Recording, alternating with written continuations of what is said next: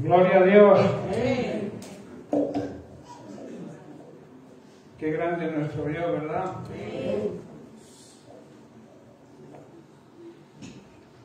¿Qué tal? ¿Cómo estamos? Bien, gloria a Dios. La gloria de Dios está aquí. La presencia de Dios está aquí.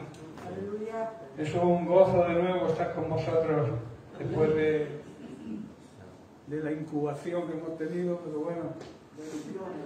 La gracia de Dios es eso, el poder que nos capacita para superar cada prueba, ¿no?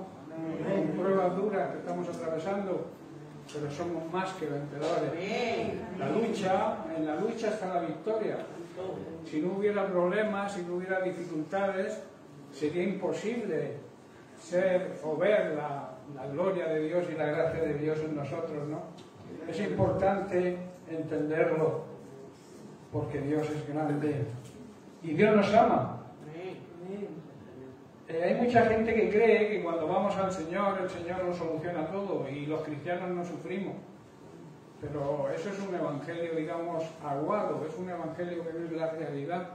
La realidad es que vivimos en la época de la gracia, y la gracia significa precisamente eso, el poder que nos capacita para soportar cualquier dificultad. Y también la gracia, el regalo de Jesucristo, que a través de su sacrificio nos trajo la salvación. Y todo aquel que se agarra a eso recibe la otra opción de la gracia, ¿no? Que es ese poder, esa tranquilidad que aún en medio de la prueba, en medio del sufrimiento, nos hace estar victoriosos, ¿no? Os mando saludos de Marisa, ya gracias a Dios está en casa, está recuperándose, está algo flojita todavía, pero la gloria de Dios se está manifestando en ella también, ¿no? Y tiene una alegría muy grande de volver a estar aquí con nosotros, todos juntos, ¿no? Bien, hermanos, pues vamos a tratar el tema de hoy. Quiero hablar de algunos principios esenciales que la Biblia enseña para que la evangelización, nuestro ministerio, sabéis que nuestro trabajo, nuestro ministerio es la evangelización, ¿no? El transmitir el evangelio a toda criatura, ¿no? Existen esos principios bíblicos y existen cosas que debemos aprender. Todos sabemos, digamos, de alguna manera evangelizar, pero realmente estamos haciéndolo de acuerdo a los parámetros que exige la palabra de Dios.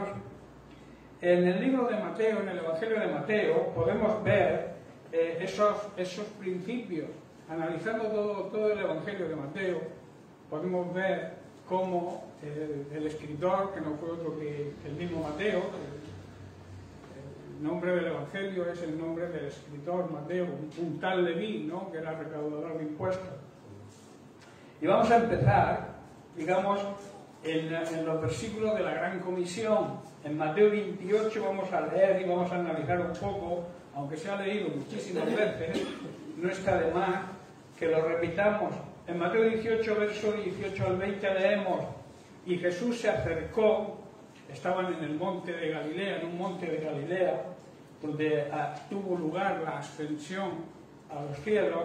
Dice que Jesús se acercó a sus discípulos y les dijo: toda potestad, que significa toda autoridad, todo derecho legal, me es dada en el cielo y en la tierra. En otras palabras, Dios me ha dado todo el poder para gobernar todo el universo. Por tanto, como consecuencia de esto, id y haced. Si observamos, son verbos que están en imperativo. Es un mandamiento, no es una opción. Id y hacer discípulos es un mandamiento que instituyó Jesucristo el día que ascendió a los cielos después de su resurrección. Entonces no es la opción de la Iglesia evangelizar, no.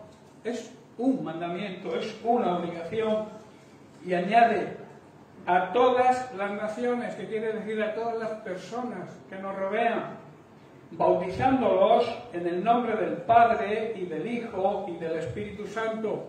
Recordemos que estas son palabras que salen de la boca de Jesús para aquellos que creen en otro tipo de bautismo. Jesús lo dijo bien claro: en la Gran Comisión, en el testamento que nos dejó el último día que estuvo aquí en la tierra, dice, bautizándolos en el nombre del Padre y del Hijo y del Espíritu Santo. Vuelvo a repetir para aquellos que tengan dudas sobre otro tipo de bautismo. Y el verso 20, la segunda parte de la Gran Comisión, que es tan importante como la primera, dice, enseñándoles que guarden, que obedezcan todas las cosas que os he mandado. Y luego hace una tremenda promesa que luego analizaremos. He aquí, yo estoy con vosotros todos los días hasta el fin de los tiempos. Si analizamos el contexto, vemos que el escritor de este Evangelio fue Mateo, junto a Leví, como he dicho, y el estilo del libro es exactamente lo que se podía esperar de quién era Leví, quién era Mateo, que era un recaudador de impuestos. El libro, el Evangelio de Mateo, es muy ordenado, es muy conciso y muy concreto. Hay que decir también que no está escrito en el orden cronológico, o sea, en el orden en que ocurrieron las cosas. Como cobrador de impuestos, Mateo poseía una gran habilidad que hace que sus escritos sean muy interesantes para los cristianos. Los recaudadores de impuestos, digamos, de alguna manera eran personas con cierta cultura, eran personas cultas y muy capaces de escribir en algún tipo, digamos, de como hoy en día la taquigrafía. No sabemos si existía la taquigrafía entonces, pero eran muy capaces de escribir palabra por palabra lo que oían a otras personas. Esta capacidad hacía que Mateo pudiera expresar con tanta concisión y con tanta precisión las predicaciones de Jesús. Un ejemplo es el Sermón del Monte, cómo lo explica. Era una transcripción textual de lo que Jesucristo predicó en el monte. Supongo que esa habilidad no la tendría mucha gente, pero él tenía esa habilidad, que lo que significa que además de que el Evangelio, parte del Evangelio de Mateo está inspirado por el Espíritu Santo, era también una transcripción textual de los sermones y las predicaciones de Jesucristo. Como he dicho, un ejemplo lo demuestra el Sermón del Monte, los capítulos 5 al 7 de su Evangelio. La fecha en que fue escrito este Evangelio oscila entre los 80 y los 90 años después de Cristo. Y esta era una época en que la mayor parte de los cristianos eran judíos convertidos, por lo que comprensiblemente el enfoque de Mateo iba dirigido según la perspectiva judía, iba dirigido a sus contemporáneos, aunque nos sirve para nosotros hoy, claro está, ¿verdad? Y el propósito era enfocarle a los judíos la naturaleza divina de Jesucristo.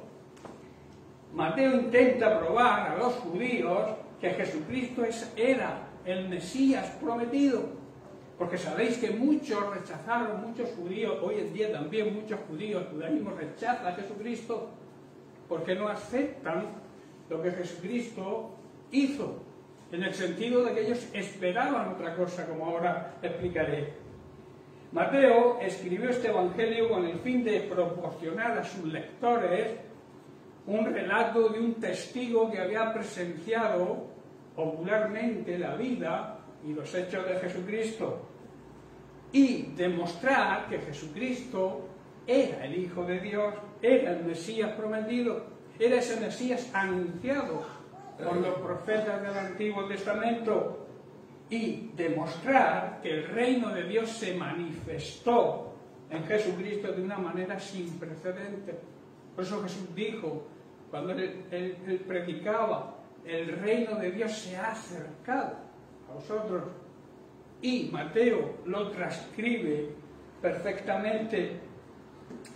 A Mateo le interesaba dar a entender que la mayor parte de Israel rechazó a Jesús y su reino negándose a creer en él. ¿Por qué? Porque ellos esperaban un líder político, Ellos esperaban un líder armado que les libertara de la opresión romana. Eso era lo que ellos esperaban. Pero vino con otras armas, unas armas muy diferentes a los que los judíos esperaban, e incluso porque muchos judíos todavía siguen esperando al Mesías, porque esperan ese libertador. Pero hay una gran promesa, que solo al final, en la segunda venida de Jesucristo, es cuando se va a presentar ese Jesús triunfador, ese Jesús juez, ese Jesús que va a gobernar a las naciones. Pero eso será en el futuro, en su segunda venida. La primera venida, lo que él vino es a traer la reconciliación del hombre con Dios. Y esa reconciliación no podía hacerse por medio de las armas, ¿verdad? Sino a través de una arma poderosísima, que es el amor. Mateo describe, si analizamos desde el capítulo 1, describe el detalle del linaje, o sea, de la descendencia de Jesús desde David hasta el final, y lo hace en un lenguaje en el que los judíos debían sentirse, digamos, cómodos, por decir alguna palabra, porque ellos conocían la ley y las profecías y los profetas. El amor, hermanos, y la preocupación de Mateo por su pueblo es evidente a través de su meticulosa manera de contar la historia de Jesús, la historia del Evangelio. Por eso el Evangelio de Mateo está, digamos que es el primero del Nuevo Testamento, el primer libro, es un libro que trata las enseñanzas básicas y centrales del cristianismo. Mateo es especialmente útil para entender por qué la vida de Cristo fue el cumplimiento de todas las profecías del Antiguo Testamento. Si analizamos el libro de Mateo, estudiamos y meditamos profundamente en él, vemos cómo en él, en Jesucristo, se cumple todo lo que los profetas habían anunciado sobre él. Amén. Por eso la audiencia a la que va dirigida el Evangelio de Mateo era a sus compatriotas, los judíos, porque sabemos que muchos de ellos, los fariseos, sobre todo los saduceos, tercamente rehusaron aceptar a Jesús como su Mesías y como el Mesías Salvador. A pesar de que ellos habían leído a través de los siglos, habían estudiado el Antiguo Testamento, habían visto todas las profecías hechas sobre Jesús, pero no, sus ojos estaban como con un velo, no se daban cuenta que en Jesucristo se estaban cumpliendo todas las profecías sobre el Mesías. Había un velo que les cubría. Tenían quizá vista física, pero no tenían visión espiritual. ¿Qué es lo que ocurre hoy con muchos religiosos? Con muchos que siguen religiones, que tienen la misma palabra, porque la palabra es la misma para todos, la palabra de Dios es una, pero unos la leen y la interpretan de una manera que no es la correcta. No, ¿por qué? Porque existe todavía ese velo que impide ver la verdad y son arrastrados por las mentiras y por las tradiciones de los seres humanos. Por eso he dicho que a pesar de los siglos que ellos habían estudiado la ley, los escribas eran expertos, eran los doctores, eran los licenciados, digamos, que se puede llamar ahora, de la ley, conocían la ley de pe a pa, con todos sus detalles, pero no se daban cuenta de que al venir Jesucristo se cumplía todo lo que había sido profetizado en el Antiguo Testamento. Vuelvo a repetir, tenían vista pero no tenían visión de la verdad. En 2 de Corintios, Pablo lo explica de esta manera en el capítulo 3, versículos 14 al 16, que dice así: pero la mente de ellos, se refiere a los judíos, se endureció y hasta el día de hoy cada vez que se lee el antiguo pacto, porque ellos siguen leyendo el antiguo pacto, el mismo velo, ese velo les cubre la mente para que no puedan entender la verdad. Y este velo, escuchad bien lo que dice aquí Pablo, y este velo puede quitarse solamente cuando se cree en Jesucristo, cuando se cree de verdad en Jesucristo, cuando se cree y se obedece de verdad a la palabra de Dios, es cuando ese velo desaparece. Si no, seguiremos siendo religiosos, ese velo estará ahí siempre, no nos daremos cuenta de la verdad y andaremos en la mentira. Verso 15, dice, efectivamente, incluso hoy en día, cuando leen, se refiere otra vez a los judíos, cuando leen los escritos de Moisés, tienen el corazón cubierto con ese velo y no comprenden, porque todavía no han aceptado a Jesucristo, y como no han aceptado a Jesucristo, es imposible que ese velo caiga. Ese es el mismo velo que tienen las religiones hoy en día, que igual conocen la palabra de Dios porque la tienen, pero al no creer, al no aceptar a Jesucristo como el único y suficiente Salvador, no hay otro camino. Él dijo, yo soy el camino, yo soy el camino a la salvación, no hay otro camino, lo dijo Él. Cuando el ser humano entienda y crea ese principio, es cuando el velo caerá. Y entonces se darán cuenta y entenderán la verdad, y no andarán en la mentira, y no andarán en las tradiciones, negando a Jesucristo. Por eso hoy digo, ocurre lo mismo.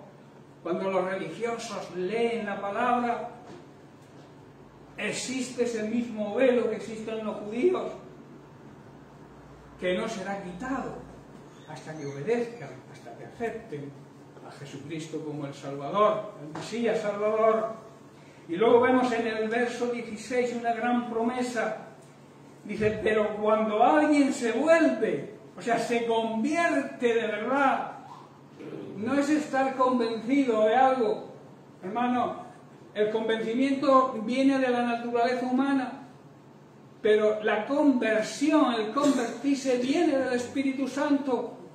Cuando realmente dice, cuando alguien se convierte, se vuelve de verdad al Señor, el velo es quitado. En otra traducción dice, ese velo se va quitando y se empieza a ver la luz, se empieza a tener visión. No solamente ver, sino tener visión, ver con los ojos espirituales. Convertir, hermanos, es obra del Espíritu Santo, y convertir significa hacer que alguien o algo se transforme en algo distinto de lo que era. Por eso nosotros como convertidos no somos igual que éramos antes, y si lo somos tenemos un problema serio. Es que no hemos sido renacidos. Estamos quizá convencidos de que existe un Dios que nos ama, pero no estamos realmente convertidos, no hay una transformación interior en nosotros. Y entonces existe el problema de caer en la religiosidad. Hermanos, las religiones no salvan a nadie. Las religiones son, digamos, el camino que el hombre crea para acercarse a Dios, pero la salvación viene del cielo. O sea, quien hace o crea ese plan de salvación es Dios, no el hombre. Por eso las religiones no le agradan a Dios. Lo que le agrada a Dios es una comunión, una relación de intimidad con Él, para llegar a conocer la verdad y para que Él nos muestre cómo actuar en cada momento y en cada circunstancia.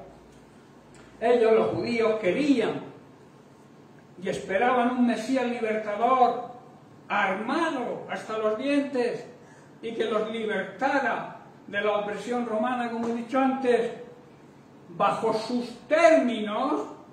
Ellos querían un Mesías bajo sus términos, bajo sus propios deseos, y que ese Mesías, ese Salvador, ese Libertador, hiciera de acuerdo a sus propósitos. O sea, ellos querían, como digamos, un Dios a su servicio. Pero el Evangelio es todo lo contrario. El Evangelio es servir nosotros a un Dios que todo lo puede, para que cambie nuestras vidas y recibamos la gracia, como he dicho antes, para soportar cualquier situación difícil. Por eso no podían entender, y hoy siguen sin entender, porque siguen sin aceptar a Jesucristo, que el arma, no entendían que el arma utilizada por Jesús fuese el amor, y el amor incluso a los enemigos. En Mateo, en el mismo Evangelio de Mateo, en el capítulo 5, los versos 43 y 44, Jesús dijo en el sermón precisamente del monte: oísteis que fue dicho, amarás a tu prójimo y aborrecerás a tu enemigo. Dice, pero yo os digo, Jesucristo hablando, amad. ¿A quién? A vuestros enemigos. Bendecid a aquellos que os maldicen. En otras palabras, devolver bien por mal. Hacer bien a los que os aborrecen. Hacer bien y orar por aquellos que os ultrajan y os persiguen. Claro, ellos no podían entender este Evangelio. Ellos no podían entender las armas que Jesús aconsejaba que deberíamos utilizar para vencer el mal, que no es otro que el bien. Por eso dice que la ley decía, amarás a tu prójimo, pero aborrecerás, odiarás, dice otra traducción, a tu enemigo. Eso es lo que la ley decía. Pero Jesucristo vino a cambiar la ley, que se llamaba la ley del talión, el ojo por ojo y el diente por diente, por la ley del amor, y del amor verdadero. El amor que no es egoísta, el amor que todo lo sufre, que todo lo padece, que todo lo cree. Ese es el amor de Dios, el amor ágape, y es el arma que necesita hoy en día la Iglesia para poder vencer las obras del enemigo. Hoy en día hay muchas cosas que están anunciadas también por los profetas. Se están cumpliendo muchísimas profecías. Hoy en día, en la época de los últimos tiempos, que sabemos que los últimos tiempos van desde que Jesucristo precisamente en el monte de Galilea ascendió a los cielos, ahí comienzan los últimos tiempos, hasta que Jesucristo vuelva de nuevo, ya como Rey de Reyes y Señor de Señores, para gobernar a todas las naciones. Y en ese tiempo estamos. Y no sabemos cuándo, pero por las señales, y como estudiosos de la Biblia nos damos cuenta de que eso está muy cerca, ¿verdad? Aquí surgen para nosotros, claro, las preguntas siguientes. ¿Con cuánta frecuencia nosotros buscamos a Dios bajo nuestros propios términos y según nuestros deseos?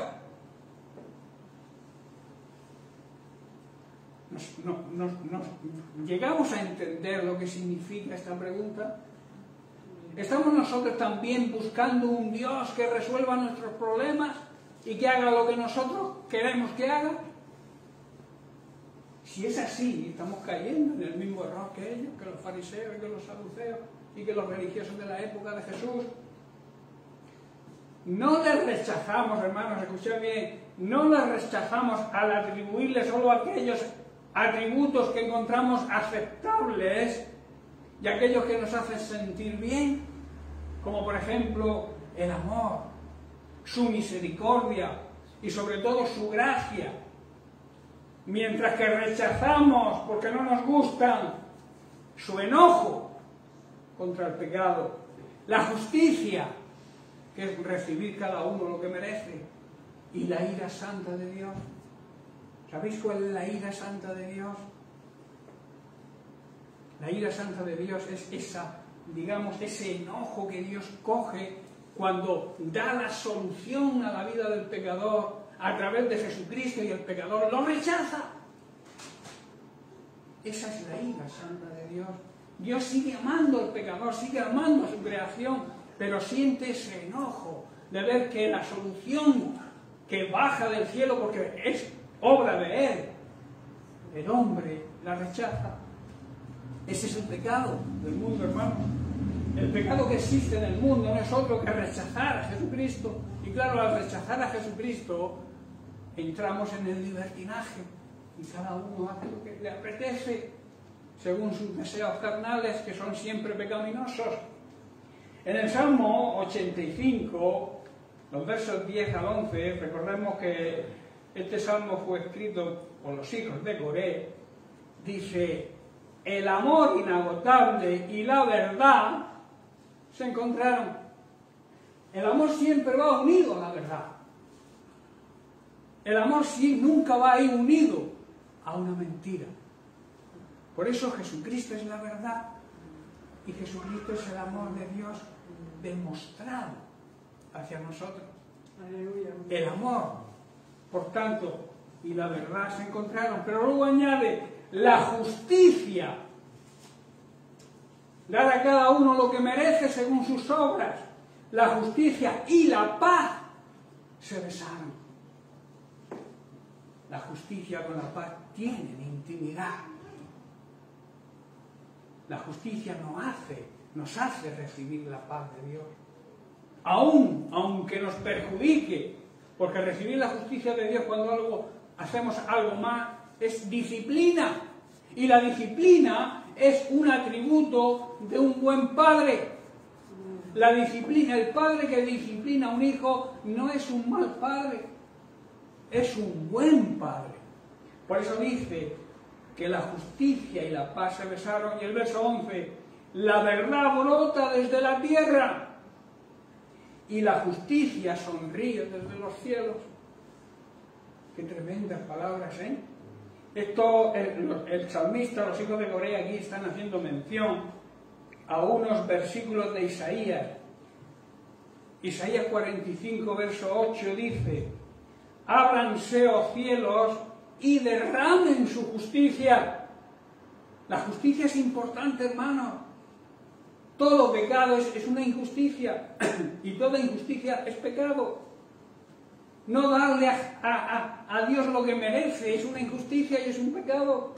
No honrar a Dios, no respetar a Dios es un pecado, es una injusticia. Pero lo mismo ocurre cuando no honramos y no respetamos al cuerpo de Cristo, nuestros hermanos, y al mundo que nos rodea también. Dice: ábranse, oh cielos, y derramen su justicia, que la tierra se abra de par en par, para que broten juntas, ¿qué? La salvación, Jesucristo, la verdad, y la justicia. No podemos separar la verdad de la justicia. Mucha gente acepta y le gusta el amor de Dios, pero no le gusta la justicia. La Biblia dice que Dios es un Dios amoroso, que su amor es inagotable, que es amor, pero que no tendrá al culpable por inocente. Eso es justicia. Y el amor y la justicia van unidos, hermanos. Van de la mano. Si hay amor, debe haber justicia. Si hay justicia es porque Dios nos ama. Y también el verso 61 de Isaías, el capítulo 61, verso 11, dice: el Señor soberano mostrará su justicia a todas las naciones del mundo. Todos lo alabarán. Su justicia será como un huerto a comienzos de primavera. Ahora estamos casi ya comenzando el tema de la primavera. Por aquí por Murcia es un gozo ya pasar por medio de los almendros, de todos estos campos llenos de flores. Es una maravilla ver la creación. El otro día compartía algo sobre que la gente se pone loca por ahí por comprar cuadros, por coleccionar cosas. y no se da cuenta que simplemente abriendo la ventana en un amanecer o en un atardecer vemos las mejores pinturas, esa gama de colores, ese aroma cuando llueve. Y a veces no apreciamos las maravillas de la creación y están ahí para que disfrutemos de ellas. Por eso dice que mostrará su justicia a todas las naciones del mundo. Todos lo alabarán. Su justicia, como he dicho, será como un huerto en comienzos de primavera. Salid al campo en esta fecha y veréis los almendros floreciendo, las flores, la hierba fresca. Es una maravilla ver el resurgir de la naturaleza en primavera. Dice, cuando brotan las plantas por todas partes.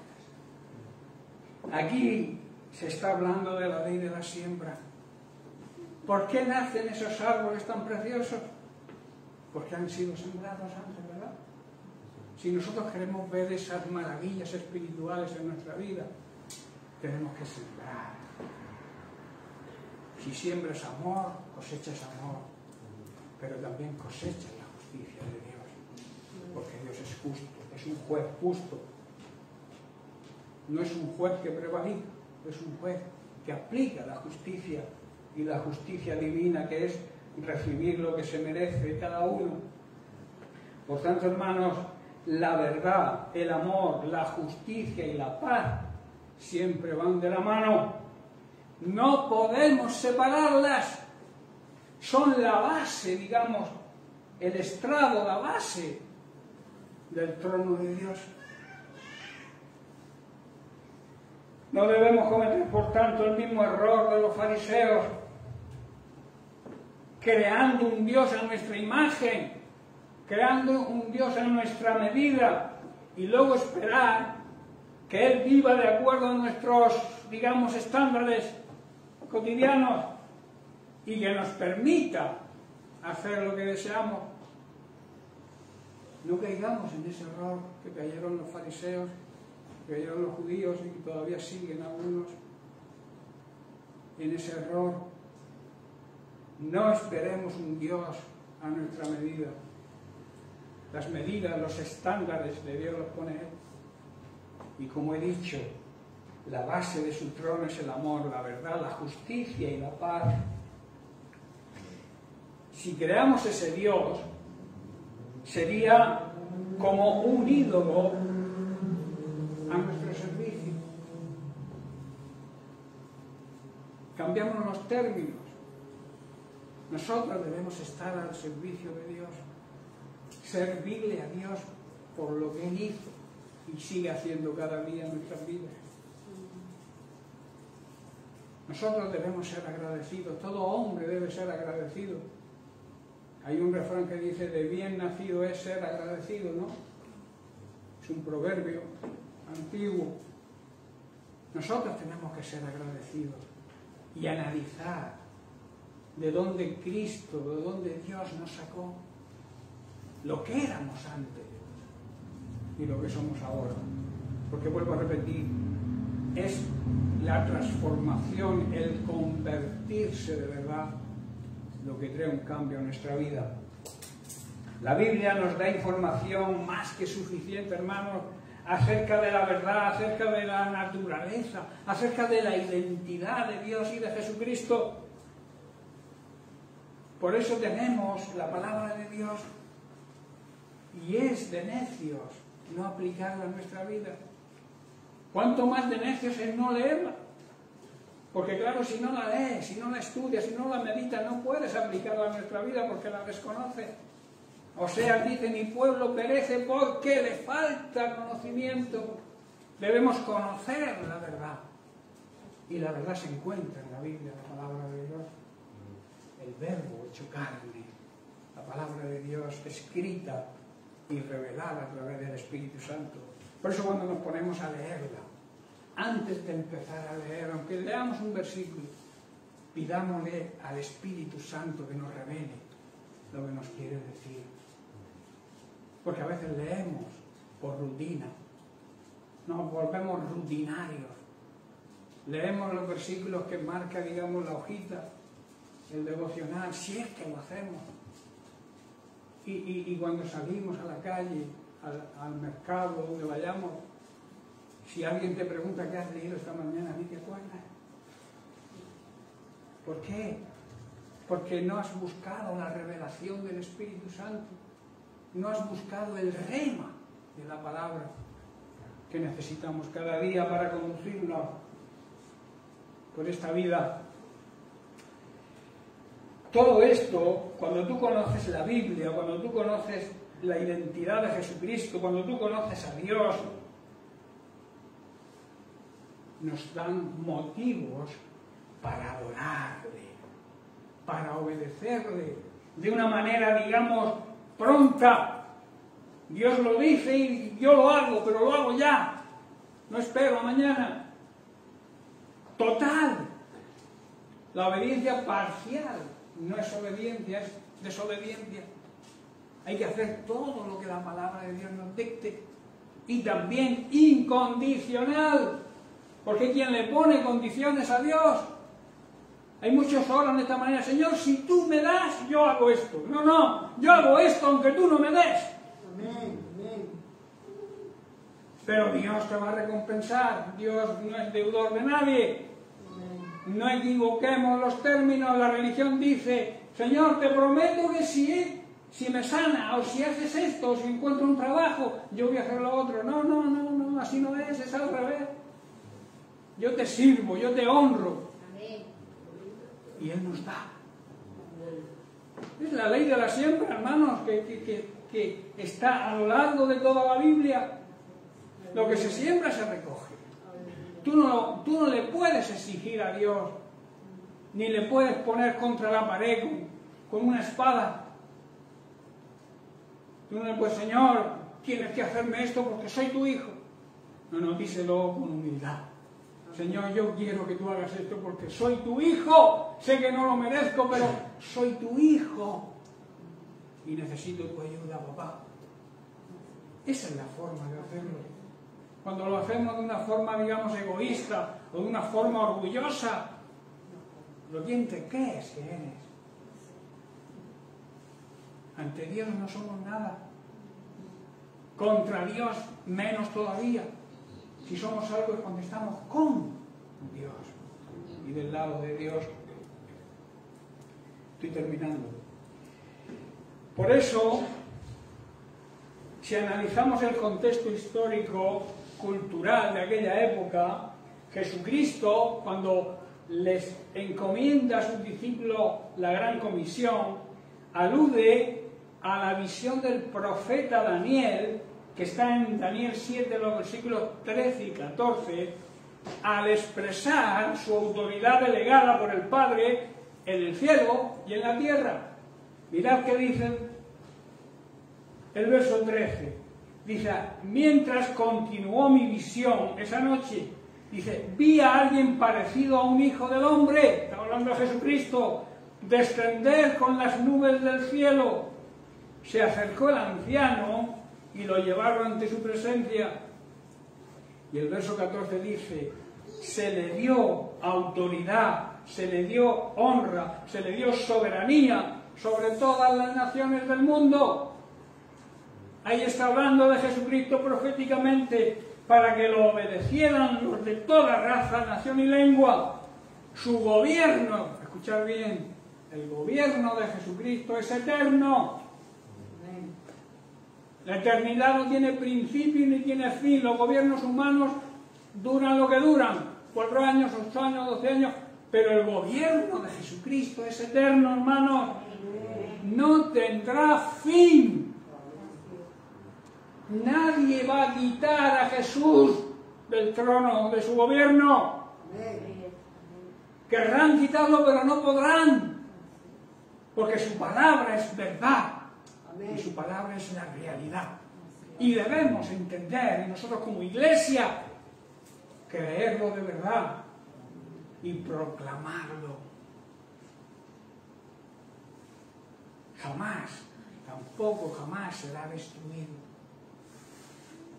Los gobiernos de las naciones terrenales, muchos son destruidos. Hay golpes de Estado que que quitan a jefes y ponen otros, a gobernantes y ponen otros. Pero el gobierno de Cristo, hermano, vuelvo a repetir, es eterno, no tiene fin, jamás será destruido. En este contexto cultural de la época, hacer discípulos era la clase de cosas que los rabinos, los maestros de Israel, hacían para sí mismos. Ellos aplicaban el bautismo como un acto de conversión, el cual tenía como fin que la persona gentil o pagana, como ellos lo llamaban, se convirtiera, pero al judaísmo, a ellos. Era una forma de iniciar a las personas en su nueva fe. Luego los educaban en los mandamientos divinos. De ahí el enfoque que Jesús hace en la Gran Comisión en su segunda parte, que dijimos que era tan importante como la primera, enseñándoles que guarden, que obedezcan los mandamientos que yo os he mandado. Termino con lo que hacían los judíos, porque seguiremos la semana que viene. Dice que muchos judíos salían de Palestina para hacer convertidos, pero convertidos a ellos, lo que se llaman prosélitos, seguidores suyos, de entre las naciones paganas y gentiles. Pero solamente unos pocos convertidos llegaban a estudiar con ellos, con los rabinos. Prosélito, voy a explicar lo que significa la palabra prosélito. El término prosélito, de ahí viene el proselitismo, comenzó a aplicarse a una persona de otra religión y raza que había adoptado la moral y la fe de los judíos con las cargas y las exigencias de la ley. Por eso Jesús les advierte, y termino con esto, y les reprocha este tipo de proselitismo, cuyo fin era hacer adeptos suyos, seguidores suyos, incluso obligándoles a ser más fanáticos que ellos mismos. Leemos en Mateo 23:15, Jesús aquí acusa a escribas y fariseos. ¡Ay de vosotros! ¿Qué quiere decir? Os va a ir fatal. ¡Qué mal os va a ir! Escribas y fariseos, hipócritas, falsos, porque recorren mar y tierra para hacer un prosélito, y una vez hecho, le hacéis 2 veces más hijo del infierno que vosotros mismos. ¿Os dais cuenta? El enfoque, la idea de hacer de los gentiles discípulos completos, seguidores de Cristo, y que aprendieran de Él y le sirvieran, va más allá de esta tradición judía. Porque el Evangelio es universal. El Evangelio tiene una universalidad total. Alcanza todo tipo de personas, de raza, de color, de nación. Porque para Dios no hay acepción de personas. Así que lo vamos a dejar por hoy en esto.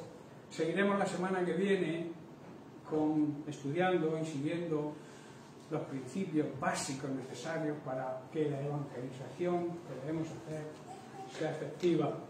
Que Dios les bendiga.